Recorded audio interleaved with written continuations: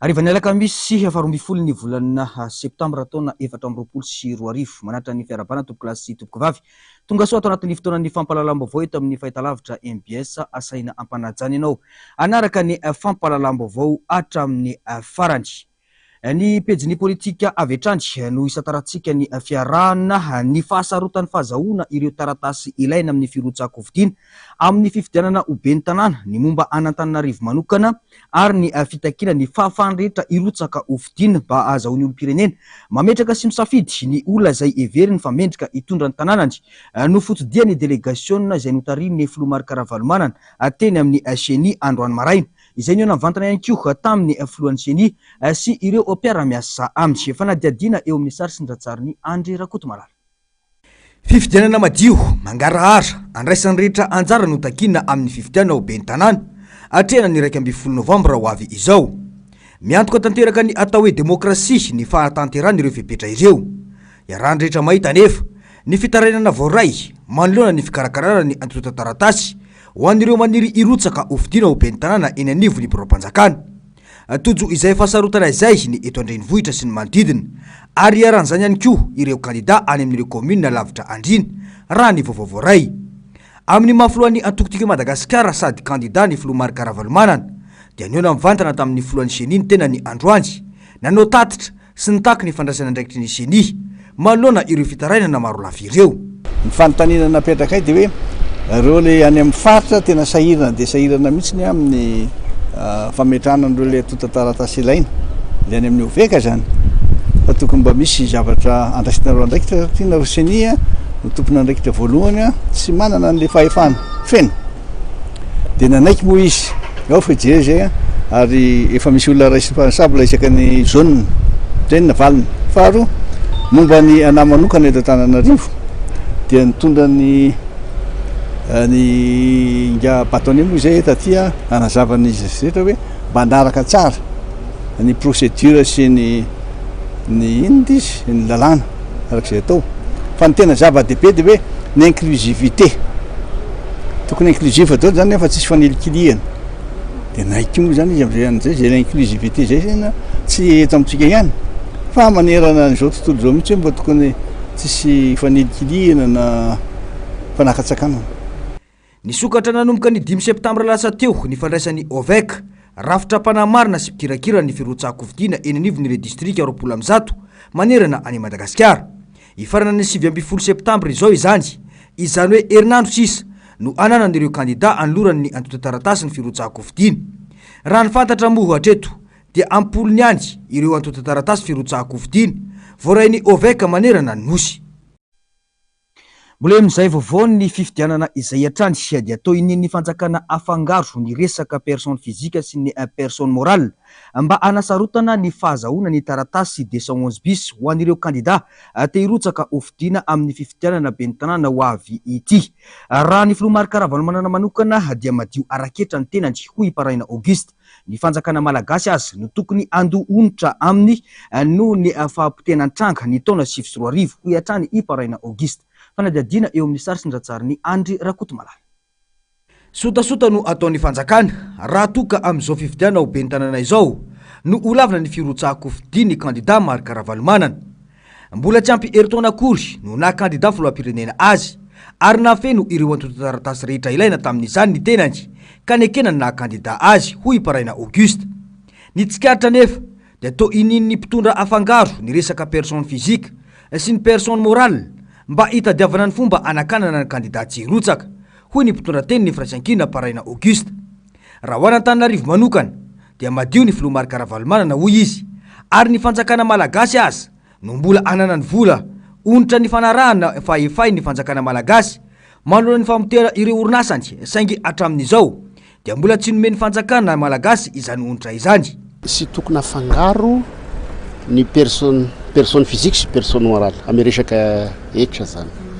fa ny président madio sara mihitsy gn'anazy ary izy efa nahazo tamy 2023 teo ary 2024 raha tena zany mbola sy exigible même zao any amin'ny 2025 zany vao exigible ary zavatra tokony azo adion koa fa raha société izy sy nanao fraude ny président Razajingo fa hoe tokony hoe tam'le resaka feuille de route nge tokony payena daholo tokony payena fazakana daholo ny vola le very le dommage very tamregny tam'le rotako tam 2009 regny vola be tokosy fraude regny tokony mbola ny société tikosaka mbola managna zany fa ny tikoso afangaronao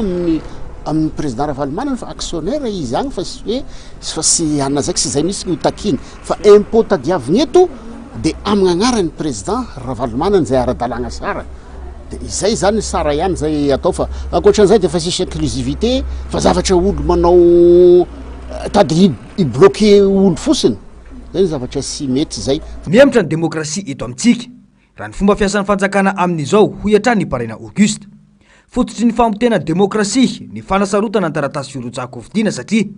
hevitra anakanana ny olo-pirenena tsy hirotsaka hofidiana izany tadiavina amin'ny certificat de nationalité tadiavina acte de naissance lava be regny anao ny ray aman-dreninao ay ny acte de mariage ny ray aman-dreninao mandeny ao amin'ny tratany avelanao ny sy mangataky any anao de hoe efa manao amin'ny commune hoe izao ny etra tokony pehinao ary amboaro kely amboaro io raha tianareo ahazo ile izy dotanao ampidigniny zavatra ohatran'izany tsy mety zany ka izay zany izy zay sy misy miesiky zay ok ndao ato raha ny angom-baovao izay natao ny resaka antota-taratasy ketra azahoana ny 211 bis no isan'ny tena manahirana ireo kandida hirotsaka hofidiana ao be ny tanàna ankoatry ny fanakanana ankolaka ireo olo-pirenena tsy hirotsaka hofidiana dia fomba iray mety anemorana ny firosoana amin'ny fifidianana ny fanasarotana ny fahazahoana ireo anaraka raha ny fahitany ireo mpanaraka ny raram-pirenena sasany azy andrasana moa ny fivoaram-baovao satria mbola tsy nandrenesapeo ny teo anivon'ny Seny mahakasika io tranga io fa tsy mitovy tamin'ny fikarakarana ny antota-taratasy firotsaka hofidiana ao be ny tanàna sy mpanolontsaina tamin'ny taona 2014 no miseho amin'ity fifidianana 2024 ity hoy ny fanamafisany Clémence Rarinirina izay kandida tamin'izany fotoana izany tokony ajaina ny rafitra efa nosafidiny ny firenentsika hoy ity mpanao politika ity tsy fametrahana ny atao hoe demokrasia ny fikasana ametraka sakana ho an'ireo olo-pirenena te hirotsaka ho an'ny fifidianana ho avy io ho iatrany ny fanazavany faradiadina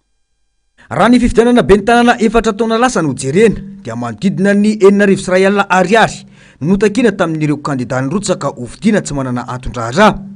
lasa olana miteraka sakana ho an'ireo olo-pirenena te hirotsaka hofidiana ao be ny tanàna ny resaka taratasy ketra sy ny vola takina mifanaraka amin'izany ankoatra ny atombola aloha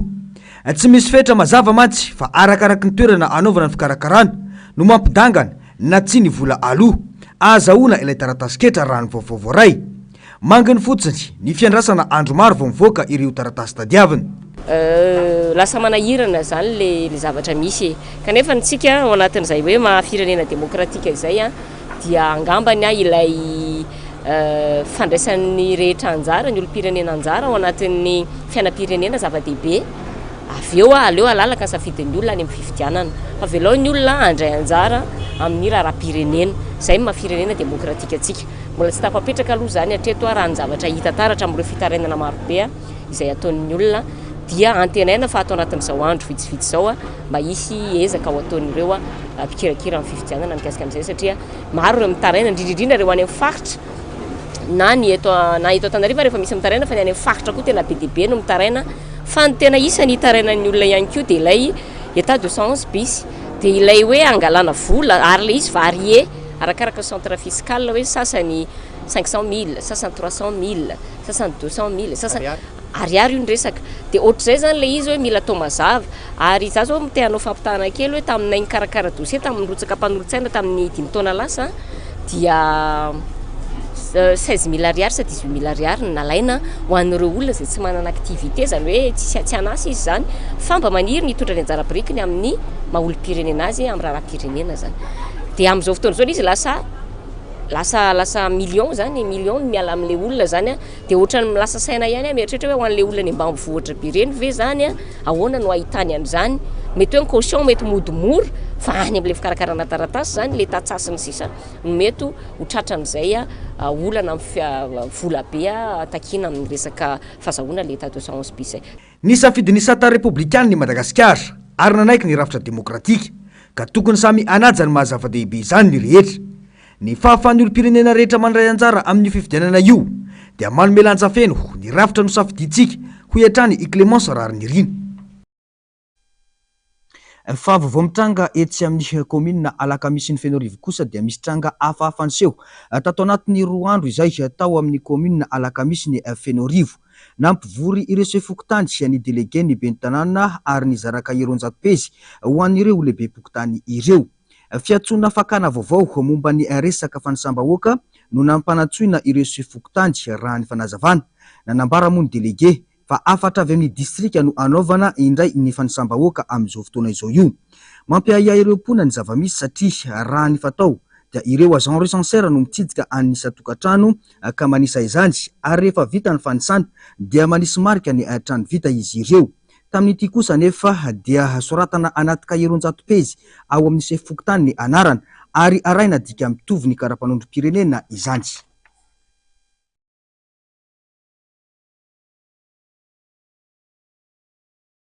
Tranga tetsy Magrobeorika kosa ny tolakandro teo dia nosakanana ary tsy navela no sokafana hatramin'ny farany ny anatanterana ny fanompoam-pivavahana ho fitsofandrano sy hitondrana ambavaka ny candidat ben'ny tanàna Antananarivo renivohitra Marc Ravalomanana sy ireo mpanolontsaina prailista aminy tetsy Magrobeorika io tolakandro io. Nofefen'ireo mpitandro filaminana ny fidirana sy ny manodidina ny faritra ka tsy nahafahana niditra tao antoerana. Tetsy ankilany dia tokony niato anefa ny fampiarana ny fanapahana avy amin'ny prefecture rehefa nanao fangatahana fampiatona izany ny teo anivo ny fitsarana misana ny ady atao amin'ny fanjakana ho any antokotoko i Madagasikara. Saingy izao nosakanana tsy nety navela niditra tao amin'ny kianjan'ny finoana tetsy Beoririka izao indray. Rehefa izay tsy nialamaina ireo mpikatroka tonga teny antoerana ihany nanao ny fanompoam-pivavahana fohy teny Anarabe talohan'ny nisarahana. Ando miaratina eo amin'ny sary sindatsarin'ny Mathieu Princy. Tamin'ny fatrora tolakandro no fotoana ny fanomezany rehetra fa tokony hanombohana ny fanompom-pivavahana hitondra nambavaka ny candidat ben'ny tanàna Ravalomanana miaraka amin'ireo mpanolontsaina realista aminy tetỳ amin'ny kianjan'ny finoana Magrobeorika. Ora maro mialoha ny fotoana io anefa dia rakotra mpitandro ny filamenana teny manodidina rehetra ka tsy nahafahana niditra tetỳ amin'ny faritry ny Magro.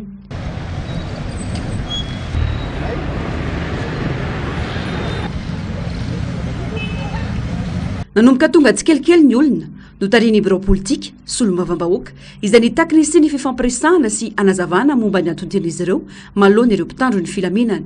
Mazava raha teo fa tokony miato ny fampiarana ny fanapahana avy amin'ny prefektora izay milaza fa tsy manaiky ny anatanterana ny fampivavahana saika atao rehefa nanao fangatana ny fampiatona izany tany amin'ny fitsarana misana ny ady atao amin'ny fanjakany ny tiako i Madagasikara. Manamafy izany lalàna laharana faray sy 4 arivo tsipika 420 andininy fa 520 milaza fa les effets de la décision objet de la demande de sursis sont suspendus à compter de la date du dépôt de la requête jusqu'à la notification du jugement. Tokony miatona araka izany ny fanapahana avy amin'ny préfet ny polisy ka afaka manatanteraka ny fanompoam-pivavahana ny dimo saingy tsy izay no zava-nisy. Nisy ny fifandresen-dahatra teo amin'ny rotonta. Avaka fotsiny zay eo fa tsy aninona akory le androany satria fa mba suspendu izy iny zany izay no mba angatahany aminareo zay teny lamina fa tsisy discuter miaraka aminareo zay ahoana ny fomba andaminana azy dia mino fa notifié ngamba préfet de police amin'iny tany amin'ny tribunal administratif iny iny moa araka l'article 69 iny zany dia man'ny effet suspensif aloha le izy tato amin'ny bureau politique aminareo an'izay dia zay no angatahany aminareo re mba miangavy tena milamina zareo tsy mba olona fa mba hoe manaja an'izay lalàna zay tompona ndraiky tsy zay anatin'le toerana fedina mbola izy dia satria androany ihany no atao satria androany le demande ma samy prévu androany satria raha miemitra indray dia tsy ohatrany tsy matsiaotsolo le effet suspensif an'izy sotra be dehibe aminareo tompo azavadiny vao préfecture le izy zany resaka lalàna moa ny atsika ny resahany eto dia misy any nefa le 2001-025 article 66 le mingava hoe mba m'intéressé nota publique zany le ina moa ny requête nataonareo zany dia tsy manana effet suspensif mihitsy toka gama fa atsika mahalala an'izay daholo dia afaka miteny zany zay hoe tsy possible zay le zavatra marina fa hoe efa nisy notification nandeha teny fa zay manaraka lalàna ihany koa dia tsy possible mihitsy le izy tompo suivant l'article 66. Fa le niveaun'le acte mihitsy zany tiako resahana hoe ambony kokoa ny fanapahan-kevitra ny tribunal administratif noho izay zareo juridiction reny noho izay lazaintsika zay fa zay reto ange tena iangaviany tena milamina zareo tsy mba misy hoe menacena désordre ordre public amin'ny toerana ary tena hoe fivavahana reto afaka miaraka mivavaka miaraka aminay eo anareo satria tena ho amin'ny firenena le izy zay mba tiako resahana mba miangavy donc ny loi tous les niveaux mihitsy zany nivoana texte zay ny ambony indrindra zany rehefa miakatra amin'ny haute juridiction zany resahana mianga amin'ny tribunal na ny HCC zany na ny conseil d'état zany na ny zay ngamba soumis amin'izay acte ny haute juridiction zay zafady re raha le resaka teo angambany eto mampita le eritreritrinareo fa anabinan'le anina angambany momaly zay nandefa taratasy le nandefa taratasy eo maly ho anareo zany hoe misy point maromaro sarosarotra be zany hoe tsy azo idirana ovian'le zavatra misy eto amin'ny tanàna indrindrandrindra hoe circulation na tsy tena circulation fotsiny tsika zao io ane zao dia voavoatoatoana le izy dia namena fafana nefa nareo hoe akoatran'ireo point reo zany dia afaka manao le zavatra eritreretanareo ataonareo fa nareo moa nanano eritrereta foana hoe tsy maintsy magorao ny eritreretanareo dia nefa zay moa le zavatra mitanga nefa mba reso monsieur le préfet de police angambany hatramin'izay teto amin'ity toerana ity kianjo amin'ny finoana masina raha nisy ity tsy mba nisy olana teto hatramin'izay tato amin'ity toerana ity tsy nisy an'izany hoe korotanatsy na korotanareo zany ka zay reo nge tsy betsaka fa my pasteur moa fa eo zany mba mbe fotoana kely fotsiny zay dia mandeha zay avy eo rehefa ohatrakany minitra maromaro taorian'izay nanamafiniraka avy amin'ny préfet araka ny antso ny fanaovana tamin'ny préfecture fa mbola tsy azo ny tia maidirana ny kianja noho ny anto ny fanazavaina amin'izy ireo le zavatra nampanaovana alohanay teo le resaka monsieur le préfet zany fa dia ialana tsiny fa tsy miraiky izy fa nyteny fotsiny izy hoe raha azo atao ny tompoko dia le manaraka n'le lamina natao zany atsika le miala n'le point le efa nyteneniny ray reny fa afaka manao n'le organisation nareo tsy olana mihitsiny eny tompoko zay zany le zavatra manao izy aloha fa dia sotra azy bakasitraka azy fa tsy vaninona akory fa dia sotra be dia be nareo nifampiresaka taminay teto aloha zay mantsy le izy ampiaraka foana le point de légalité eny ary fa ampitaina amin'ny anina responsable matokinareo fa tsisy problème fa milamina tsara voaitsakitsaka ny fahalalana hoy ny faneho-kevitra fa ny mpivavahana no atao kanefa vatana miaramila maro no mijoro miatrika ny vahoaka tsy mipetraka raha ny tokony ho izy intsony ihany koa ny asana mpitandro ny filaminana hoy ny fanazavana ialana tsy ny ialana fondro amin'ny mpiray-tanindrazana rehetra fa mieritreritra zahay fa ny antony mpisiny mpitandro ny filaminana zany amintsika eto dia natao hiaro ny vahoaka sy ny fananany ary izay no anananay toky nandehananay mankaty satria misy mpitandro filaminana afaka hiaro gagy zahay fa mpitandro ny filaminana ray no manakana fa tsy miaro le asan'ny mpitandro filaminana nefa natao hiaro fa tsy natao anakana fa izahay dia nieritreritra hoe fotoam-pivavahana ho aty resaky ty ka sanatria ve asaninona ny tokony atao eto amin'ity firenena ty rehefa tsy ho asan'Andriamanitra rehefa tsy resaka ara-panahy asa inona ny titsika ho atao ka eto izahay dia mbola mametraka mandrakariva fa voaingana ane tsika teto efa mbola ralasa zay nahazo niditra teto nanao fotoam-pivavahana tato nangatatsodrano tsisy solom-bavambahoaka ka androany fa maninona misy ambadiky ve le politiky fa tsy tokony atao ambadika any le politika fa tokony atao manatrika satria mpanao politika tsy tokony anao ambadika politika fa tokony atao manatrika le politika hoe zao ny politika anay ny antony tsy amelanay anareo atao mazava zany zay fa lasa misy fandrirarirana fotsiny le izy ka manahirana fa izahay dia tsy hitaona ny vahoaka aloha andeha ho vonony reto mpitandro filaminana reto fa izahay ndraiky dia miteny fa hoe tsy mankasitraka zao zavatra ataony mpitandro filaminana zao nateo azy izany tsy nisy ny alamaina na natanteraka fanompivavahana fohy teny anarabe ireo mpikatroka fa isika dia olon'ny finoana ary ny olon'ny finoana dia mijoro amin'ny fitiavana ka tsy olona zay anakirotantsika fa olona zay tondram-bavaka ny firenena dia araky ny voalaza eo tsy afaka hanao fombavahana ato sika fa andeha ody kanefa alohany andanana ody a dia tsara raha mba mahazo a herim-pana sika herim-pitiavana ahafahana mijoro a amin'ny fitiava tanindrazana dia anao fombavahana fo dia fotsika fitaranam-bavaka ny firenena dia amety hodrano anareo a dia samy maheritsika ary samy miandra fa zay miandra ny Jehova elatrano andinany dia ho aminareo ane ny fahasoavana sy ny fiadanana avy amin'Andriamanitra ray sy Jesosy Kristy tompontsika. Zany toa Andriamanitra sao no etaetanay dia asambatra ny firenenay dia tonga ny fiadanana zay fanambaranao ho an'ny olona rehetra mba hisitrahany vahoaka malagasy nefa tsy miafina eo natrehinao zany faniriana izany kanefa eo ny hery sy ny fisainana zay mbola tazony ny fankahalana ka dia anao le Andriamanitra fitiavana no amindra fo nefa koa ampahery anay mba hahafanay mijoro mandrakariva ny amin'ny fitiavana ny vahoaka rehetra ary manokana amin'izany ny firenena malagasy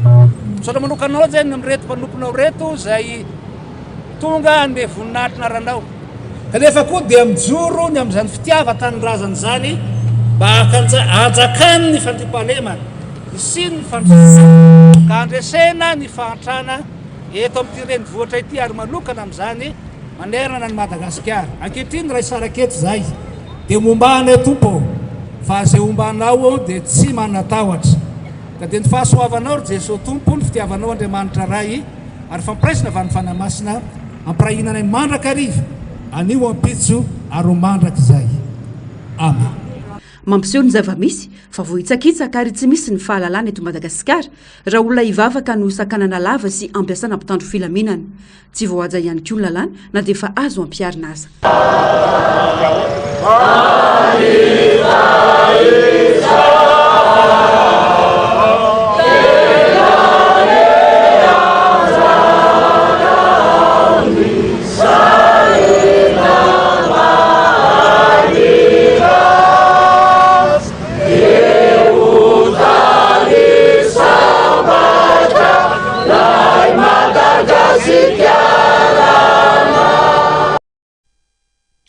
Zay ny zavatra nitranga tetsy amin'ny magrobeoririka ny ariva teo fahalafom-baovao makasika kosa ny fitantanan-draram-panjakana dia fitondrana manidintsidina fa tsy manana fototra ifarana amin'ny asa tena fampandrosoana ny fiainam-bahoaka ny fanjakana ankehitriny hoy ny mpanao politika.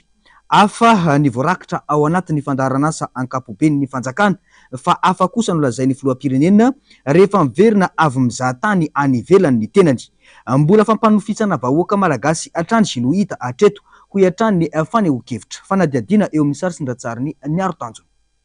Isaky ny avy mitsidika firenena any ivelany mpitondra malagasy dia mahita fampanantenana vaovao foana atao eto amin'ny firenena. Tozary adino ireo fampanantenana atao tamin'ny vahoaka malagasy teo aloha.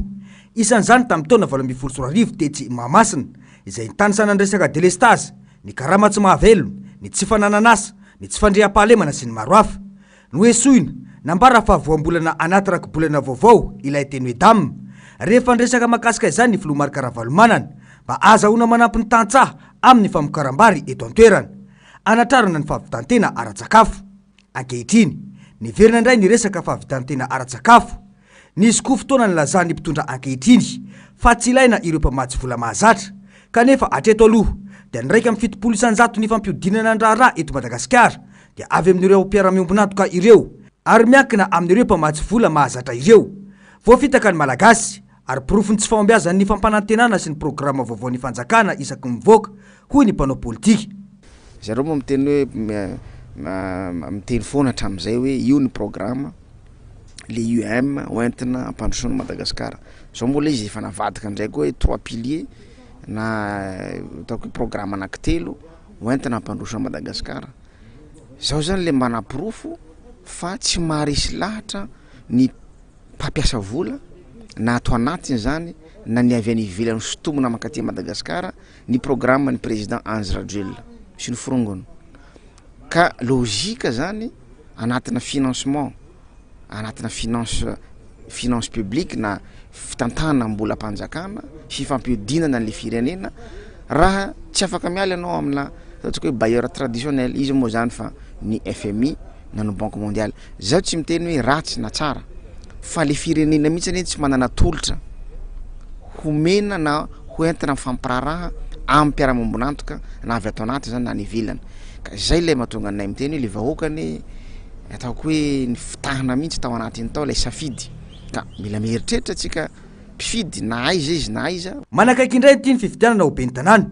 tokony isokatra ny sainy malagasy andinika tsara ny olona tena azo ny mametraka fitokisana ho hiatrany ny fanazavana. Ho avy ty ny fifidianana ben'ny tanàna de jerevo tsara hoe iza ny candidat avy amin'ny antoko iza zao moa tsy teny hoe avy zay moa firaisankina de tena hoe mba jerevo ihany satria io lay fitaka natao tamin'ny fifidianana filoham-pirenena de mbola ho tohizanareo ihany ve tohizatsika ihany ve ny fanomezana fitokisana olona zay tsy afaka mihitsy hitondra nyty Madagasikara ty ao anatina fialana anatina ty ataontsika hoe fanarenana ny toekarena fanarenana social faharenana ny zavatra maro samihafa satria io le toekarenantsika potika mihitsy mirefarefa amin'ny tany ka anjarantsika ny mieritreritra an'izany satria raha ny baiki-potolomana nomeny zareo ny tam'izany de hoe efa voninao io hoe zay tsy mahazo fahefana fotsiny tsy afaka tsy de hoe tsy régler ny problème ny jiramany zetrazetra io la hitantsika am'izao io azao sahirana na ny mpanondrana na ny mpanafatra entana satria io ny mitotongana ny vidina ariary am'izao fotoana zao manoloana ny vola vahiny na ny dolara zany na ny euro. Mitaky fahaizana sy traikefa ny fitondrana firenena raha ny fomba fitondrana nanomboka ny taona 2017 no jerena dia miampitombo ny olana efa nisy teo aloha fa tsy miena ho an'ny fanjakana malagasy ny fampitendalana mitombo ny tsy fisiniasa mitombo ny tsy fandriam-pahalemana mitombo ny délestage miampy tsy fisindrano sy ny maro hafa milentika ny firenena fa tsy mandroso araka ny filazana hoy hiatrany ny fanazavana. Vao ny trangam-piarahamonina kosa mpianatra 12 no naratra vokatry ny firodana ny sekoly tsy miankina iray teny Ambodimita ampandriam-behivavy ny volakandro teo tonga teny an-toerana ny mpamonjy voina ary efa nentina any amin'ny toeram-pitsaboana ireo ankizy raha ny fanazavana tsy nisy ainana fohy nandritra izany. Ankoatr'izay dia nitrangana hain-trano telo ihany koa teto Antananarivo sy ny manodidina tamin'ity herinandro ity toy ny seho teny Isotry 780 hektara ary Nanisany. Fanadiadinina hoentiny Ando Miaratinina eo amin'ny sary sy ny ratsary ny Mathieu Princy. Tamin'ny folo ora maraina tanoano nitrangana ity loza ity sekoly tsy miankina ireny no nirodana tamin'ny fotoana fianaran'ny mpianatra. Tsy nisy nanampony loza fa ikika sy antsovonjo no nanaitra ny manodidina rehetra. Manodidina ny 70 ny mpianatra amin'ity sekoly ity, 12 tamin'ireo no fantatra fa naratra ary 5 ireo ankizy naratra mafy na en état critique. Nisy tamin'ireo mpampianatra ihany koa naratra no ity loza ity. Niara-nisa lahy tamin'ny famonjen'ireo mpianatra sy mpampianatra ny manodidina sy ny sampana mpamonjy voina. Ka le izy efa nirodana be fotsiny ny hitanay de ny ankizy naratra be de be navoaka tao. Zay ihany aloha ny hitanay. Zay aloha tonga de niantso vonjeo daholo zay de fokon'olona be ny teo. 70 ny zaza ny tena hoe mpianatra tao fa ny isan'ny naratra ny tsy fantako. Firy fa betsaka ihany ny entina any hôpitaly. Antsoan'ny telefona no azony ireto ray aman-dreny ireto izay mbola miperinasa nilazana fa nirodana ny sekoly ny anaranjanany. Efa tamin'ireo ora sasany tany ho any izy ireo no tonga tety an-toerana nijery ny zavamisy sy nitady anjanany. Fa telefona ny henoko teo hoe misy ohatr'izao mitsanga amin'ny zanakareo nijery ny fianarana tsy haiko io izy zao io zay zao vao tonga mihitsy tsy fantatra hoe inona ny zava-mitranga fa ny aninay fotsiny loha zao hatreto mahafaly anay tsy hoe faly amin'ny favoazana fa mampakalkalma ny fonay zany hoe tsy tena ninona fa mbola tsy hitanay le zanakay zao fa hoe mbola lasa ny hôpitaly ny zareo mbola tsy fantatra zava-mitrangana. Nanambarana avy eo anivon'ny sampana mpamonjy voina fa tsy nanaraka ny fentry ny foto-drafitrasa ity sekoly ity izay miorina amin'ny toerana tsy tokony androenana trano ka antony lehibe nitarika ny loza. Efa naterina teny amin'ny tompom-pitsaboana ireo ankizy ireo ary efa misitraka fitsaboana sahazazy amin'izao fotoana izao ary tsy nisy ny ainana fohy. Ankoatra ity tranga ity, nisy hatrany telo niseho teto andrenivohitra hatramin'ny atoandro teo. Ny iray teny Nanisana, ny iray teny amin'ny 70 hektara ary ny iray teny Isotry tokony ho tamin'ny 12 ora latsaka fefa ny tany hoaniny iray. Trano biriky roa, fitoeran'entana iray ary trano fanamboarana fanaka iray no mahita ao Isotry raha ny fanazavana. Naritra ora roa mahery teo ny asa famonoana ny afo. Fa ny fasarotana amin'ny fidirana aty amin'ny toerana nisy ny loza no somary nanany sarotra. ny antony tonga ny loza raha araka ny tatitra ny tompotrano sy ny fiarahamonina eto dia resaka herinaratra satria ny zavatra ny pohaka anankiroa intelo tao dia tonga dia afo ny hitan'ny fiarahamonina. Trano efatra no voalaza misita sady hita masotsika eto rehetra trano efatra zao no ataontsika hoe victime. Ny trano voalohany izay ny andohany afo dia misy dépôt-na magasin ty izay tena ataoko hoe rava tanteraka isanjato angamba. Dia misy trano anankitelo koa anankiray roa izay efatra azy fa le ao andamosiny ilay trano eto amin'ity dépôt ty zany ataontsika hoe ny 700 no rava. Tsy nisy ny ainana fohy tsy nisy ny olona naratra ihany koa. Raha ny atotanisa misy avalosady ny fahamaizana natria ny mpamonjy voninatra amin'ny fiandohan'ny herinandro. Miantsony rehetra izy ireo samy mitandrina sy homela ohatrany isorohana ny loza. Vao manodidina ny fampianarana kosa indray dia tsy manaiky ny anesorana amin'ny toerany sy ny taletsekoly ireo ray aman-dren'ny mpianatra eo amin'ny SCG Ambohimanarina. Tsy misy antony mazava ny analana ny taletsekoly hoy ny fanazavana fa atao tery-vaimanta ny fanesorana sy ny fanaovana ny famindram-pitantanana raha ny fanazavana hatrany. Nivezivezy teny an-toerana androha vitsivitsy izay ireo tompon'andraikitra ambony samihafa ka tonga hatramin'ny fa mandray fanapa-kevitra tsy anarany ankizy. Avy eo indray na eo feo indray aho hoe ny taleo ny teny hoe tsy mianatra mpianatra androany raha tsy amin'ny latsinainy nefa io taleo io lehilahy lehibe izy fa tsisy ny teny an'izany fa ny avy any amin'ny Cisco ny teny an'izany ny tompoko. Zay le izy. Le olona le tonga teny atao manatra taratasy aty mba ataovy olona marina sady olona matotra mahitsy fa tsy mpandainga tompoko sady zao ny tena marina navadiny daholo tompoko ny taratasy teto nitondra ny taratasy iny izy hoe taratasy avy any amin'ny Cisco secrétaire ny Cisco mantsy le tonga teo ony chef zapy le tonga teo azafady inona ozy izy ianao ny tao anatin'le taratasy hoe misoratra hoe nampiato mpianatra ny anatra misy etale nefa ny chef Cisco no teny an'izany teto maly manarakarak'izay force nanao soni misy etale tsy nanao soni misy etale fa niala avadika le resaka ao anatin'le taratasy hoe tsy nanao soni misy etale hoy ny ray aman-dreny mpianatra eta zany nge tompoko zany dia fotoana hoe amadiana an'le tale anay Tsy misy ny porofo sy ny fanazavana ny antony anesorana amin'ny taletsekoly hoy ny fanamafisana ka takiny ireo ray aman-dreny ilazana ny marina amin'izy ireo mba tsy hitraiky amin'ny fianaran'ny zanany tahaka izao izany. Raha tiana yazava hoe inona mihitsy le porofo analana tale neferany zareo any ambony any zany tokony ataony zareo milamany fa simba no avin'le ankizy simba no avin'le mpianatra. Raha miala eto misy tale diniky ny ray aman-dreny sa tsy diniky ny ray aman-dreny dia aloha zany mba ho tonga eo le solo-tena an'le Cisco mihitsy ilainay dia hoe miresaka aminay ray aman-dreny fa tsy atao any amvelabelany any le izy dia mba fatary zay zany tena tia fantatra ny antony re tompoko inona re tompoko ny tena hoe anasorana ny olo isa hoe misy an'le hoe alako bika tsy tiako tare mikorotanareo any fitadiavanareo plasy ato amin'ny CG ajanony any antranonareo any fa ny anay talianay tsy mialy eo zany. Efa nalony sara-pisoratana anarana ny akamaroany ireo ray aman-dreny tato amin'ny CEG Ambohimanarina. Tapaka teo nivon'ny sekoly tamin'ny fivirinana iran'ny ray aman-dreny sy ny sekoly fa tsy averina ny vola fanaovana fanatsarana ao an-toerana. Raha misy ny fivadiana ka miala ny taletsekoly takiny ray aman-dreny amerenana ny volan'ny feno efa naloha. Tsy misy talena CEG ka talena EPP no anoloana azy ho ihany ny fanazavana. Tale hafa zany mijoro eo misolo eo dia avereny le droit ny mpianatsaretsaretsy teo arany zay ny tianay atao fa rehefa izy ny eo dia tsisy droit averina zany eo nisy ny resaka fa onono fa zay tsy ndraraha le onono fa nalohanay ihany satria zanakay tianay hianatra dia aloha zay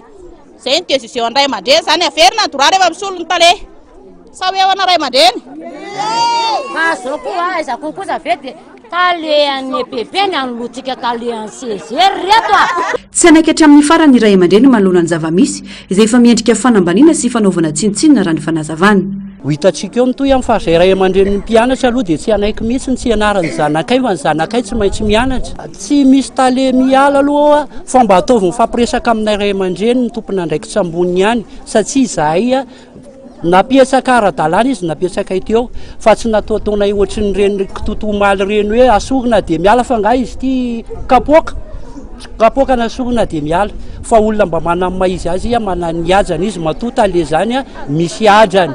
Raha ohatranay moa inona zany tokony ilaina le gendarme sy polisy atao iny tsy ilaina force aty amin'ny CG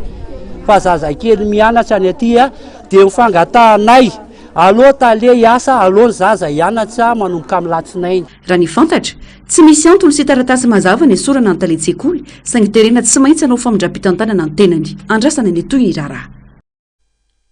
Eo amin'ny maresaka iraisam-pirenena kosa raha namoaka ny iPhone 16 ny orinasa Apple ny alatsinainy teo. Ny ampitson'io ihany izany hoe ny talata teo dia tonga ny valikafatra avy amin'ny Huawei namoaka ny Mate XT miendrika litera Z. Samy manana ny maizy azy ireto vokatra vaovao ireto saingy sambany teo anivony tantara no tsy nahatafiditra ny Apple ho isan'ny top 5 tamin'ny 3 volana faharoa ho an'ny ity taona ity ho an'ny varotra smartphone tany Chine moa izany rehetra izany. Larana fa efatra kosa no misy ny Huawei izay nalafo smartphone enetsy sy folo tapitrisa isa fanadiadina.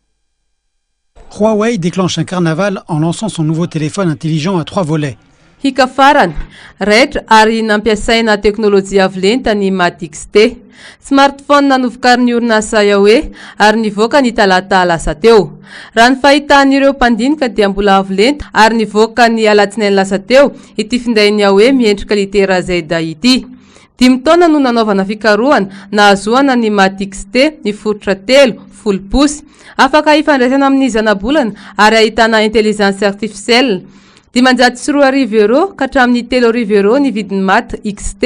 Lafo raha mitaha amin'ny iPhone 16 Pro Max izay misanda 200 euro. Hatreto dia mpanjifa 5 tapitrisa no efa namandrika ity hika faran'ny Huawei ity. Huawei izay namoaka smartphone karazany roa izay tamin'ity taona ity ka nahatratraran'ny lazany Samsung Electronique ary nahatonga azy io ngezalahy eo amin'ny famokarana sy varotra finday eran-tany. Arak'izany dia miazakazaka ny faninanana eo amin'ireo orinasa mpamokarana finday. Raha ny fahitan'ireo mpamakafaka ara-toekarena dia samy manana ny maizy azy ireo orinasa ireo ary samy manana ny mpanjifany ihany koa ka mety tsy dia hisy fiantraikany amin'ny tsenany tsirairay ny zava-baovao mivoaka. Tapitra ny fampahalalam-baovao-tsika tompoko lahy sy tompoko vavy mankasitraka anao nanaraka izany ny hatramin'ny farany mametraka ny soavatsara tompoko lahy sy tompoko vavy.